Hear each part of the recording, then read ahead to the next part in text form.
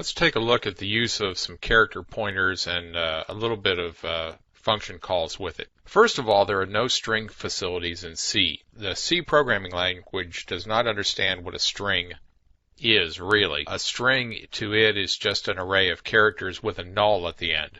Some way of telling you that you're at the end of the string. Strings are only handled basically by their pointer value, which is the pointer to the first character in a string. Now these two items that you see here are very different in their initialization and in their function. This is the initialization of a character array called A, and it will be set at compile time to the size necessary here to store the word and a 0 at the end, a null to end this string. And that will be put into memory so that it can be worked on and modified in some way. This is a character pointer called S, and the star gives us the pointer, and it will be set equal to the address of this H. This is a pointer copy. So what has happened here, this will be put into a constant memory location, one that we are generally not allowed to mess with, and the address of this H will be put into S. Let me show you what this.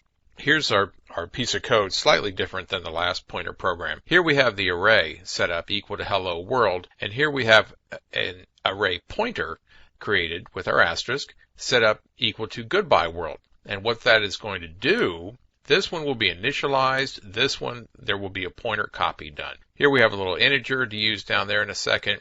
While there's valid characters at contents of AP, we will continue working our way through this string. We'll print out the address and then the character itself using the pointer and then the contents of the pointer. Then we will increment the pointer of AP, this one here.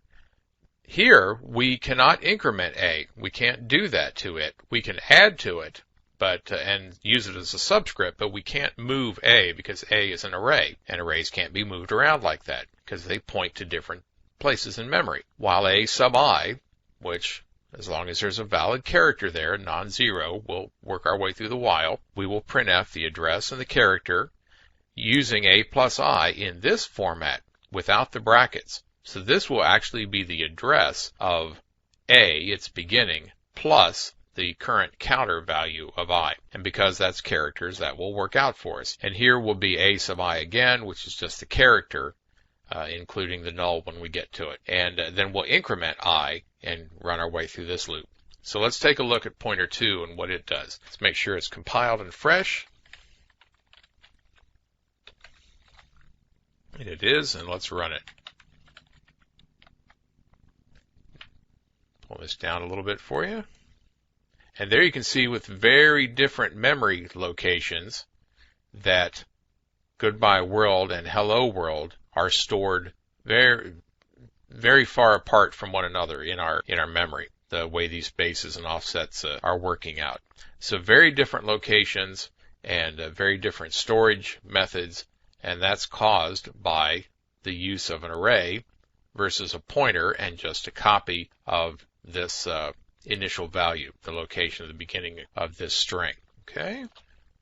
Get our screen back up there. So that's character pointers and functions, at least the basics of it and how you have to be aware of the difference between the two.